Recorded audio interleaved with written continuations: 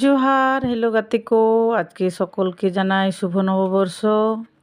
আশা করি আপনারা সবাই ভালো আছেন, সারাটা বছর খুব ভালো কাটুক, সুন্দর কাটুক। তো আজকে আমি এসেছি পটলের রেসিপি নিয়ে। পটলগুলোকে সুন্দর করে ধুয়ে পরিষ্কার করে নিয়েছি। এবার এগুলোকে ছুলে নেব। সুন্দর করে ছুলে নিয়েছি। এবার পটলগুলোকে ডুমো ডুমো করে কেটে নেব। আর নেব আলু। পটলে নুন হলুদ মাখিয়ে রেখেছি।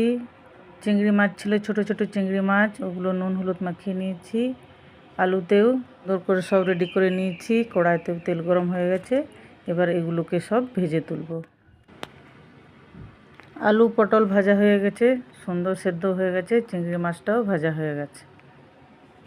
এবার এদিকে পেঁয়াজ নিয়েছি, দুটো ছোট সাইজের টমেটো নিয়েছি, আর নিয়েছি ফোড়নের জন্য শুকনো লঙ্কা, তেজপাতা আর গোটা জিরে। তেল গরম হয়ে গেছে, আমি ফোড়নে দিয়ে দেবো। এগুলো জিরেগুলো চটপট ফুটতে শুরু করেছে। এবার এর মধ্যে পেঁয়াজটা দিয়ে দেব। পেঁয়াজটা খানিক লাল লাল হবে। বড় 1 টেবিল চামচ আদা রসুন বাটা দিয়ে দেব। ওগুলোকে আদা রসুনগুলো কষিয়ে নেব।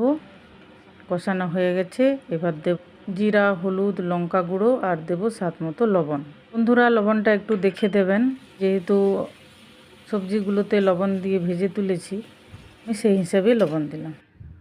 এবার দেব কুচিয়ে রাখা টমেটো। বেশ খানিকক্ষণ কষিয়ে নেব সব মশলা। আর মশলা কষানো হয়ে গেছে, এতে দেব আলু, ভেজে তুলে রাখা আলু। আলুটাকে বেশ খানিকক্ষণ নাড়াচাড়া করার পর দেব পটল। সবগুলোকে খুব ভালোভাবে কষিয়ে নেব। কষানো হয়ে গেলে এতে দেব একটু গরম মশলা আর দেব চিনি স্বাদ মতো। দিয়ে দেবো চিংড়ি মাছগুলো। চিংড়ি মাছগুলো দিয়ে দেওয়ার পর ভালো করে কষিয়ে নেব। কষিয়ে নেওয়ার পরে একটু দেবো জল।